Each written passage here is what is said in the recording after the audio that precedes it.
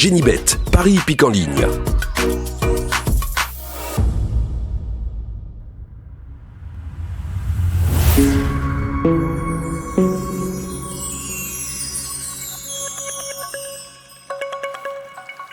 Bonjour à tous, eh bien j'ai fait des efforts et pour vous trouver des cotes et je les ai trouvées ce dimanche. Je fallait encore une fois, parce que je sors des favoris de la presse en ce moment, je suis dans une bonne passe. Il y a sur l'écran vous avez le nombre de favoris de la presse que j'ai enlevé de façon consécutive et là j'avais prévenu les abonnés des Pronos du Cœur et vous aussi, j'avais dit sélection spéculative sans le 4 Goto America et sans le 5 Garou du Chêne et j'expliquais à mes abonnés pourquoi je ne voyais pas ces deux favoris de la presse et ça m'a permis de vous donner le 1 Galia Soto qui était mon coup de cœur pour les abonnés et qui finit 4e, battu de peu pour la 3e place, sinon je vous donnais le tiercé dans l'ordre, elle est à 40 contre 1 et je postais samedi soir une vidéo bonus conseil de jeu qui donnait le teucard de ce quintet qui était Finger des Boards, le 10 que je mettais dans ma sélection. Imaginez la chance qu'ont mes abonnés, ils ont eu samedi soir une vidéo bonus spéciale pour leur indiquer qu'il fallait jouer ce dimanche Finger des Boards et le cheval donne raison à cette vidéo bonus que je leur ai offert et le cheval est là à 92 contre 1. Bon, je suis beaucoup moins chaud ce lundi, c'est à Cagnes, c'est un quintet piège, allez sur la plage, allez au boulot surtout ce lundi, et si vous voyez le PMU changer de trottoir, je vous mets du 0 sur 5, on va droit dans le mur. Malgré tout, pour ceux qui veulent jouer, parce que vous êtes des joueuses, des joueurs, bon, ceux qui veulent vraiment jouer, mais ceux qui n'ont pas beaucoup de sous, il vaut mieux zapper ce quintet. Bon, pour moi, le 6, American Glory, on le voit, Perret nous met 4 mousquetaires. Pour moi, ce American Glory est son d'Artagnan. Il va faire mouche, ce 6, avec Christiane Demuro, que j'estime beaucoup. Je lui oppose l'un des deux pitards. Alors c'est le problème quand il y en a plusieurs, on en prend un, c'est l'autre qui sort. À chaque fois, c'est comme ça. C'est pour ça que ce quintet est piège. Donc il y a deux pitards. Pour moi, je pense, j'espère que le 10 Lavandin, le meilleur des deux. Ensuite, je mets Lunarock qui m'a plu la dernière fois dans la course référence où elle finit 3e. Et puis en haut de tableau, il y a un cheval que j'aime bien. Je ne me suis pas posé de questions.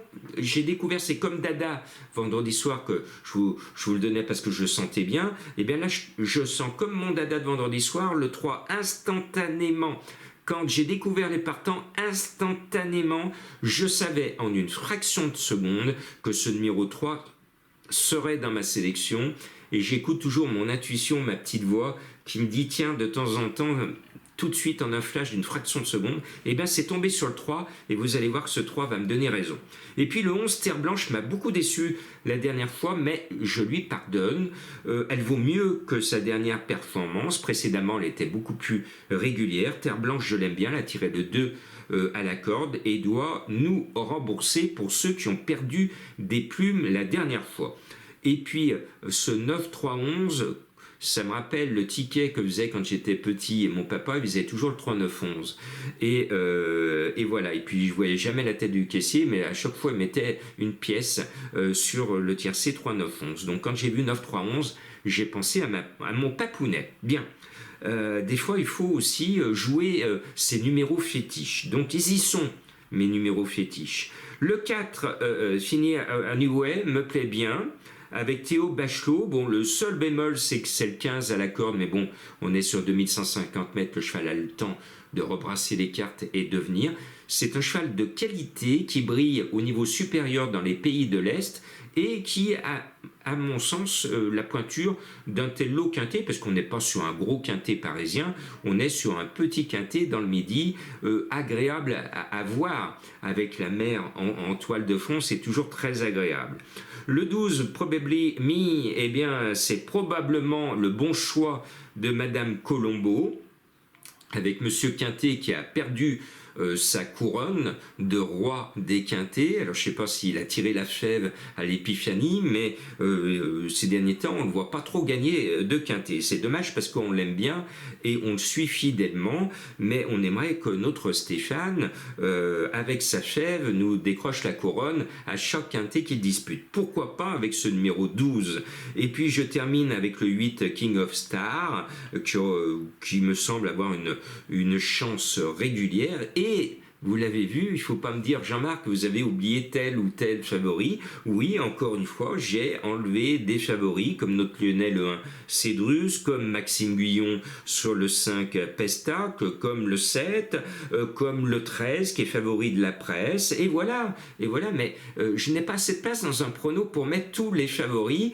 Et si j'ai choisi d'autres chevaux que ces favoris-là, c'est que j'ai décelé peut-être quelques failles chez certains favoris de la presse. En ce moment, j'arrive à bien détecter ces favoris qui ne sont pas à l'arrivée.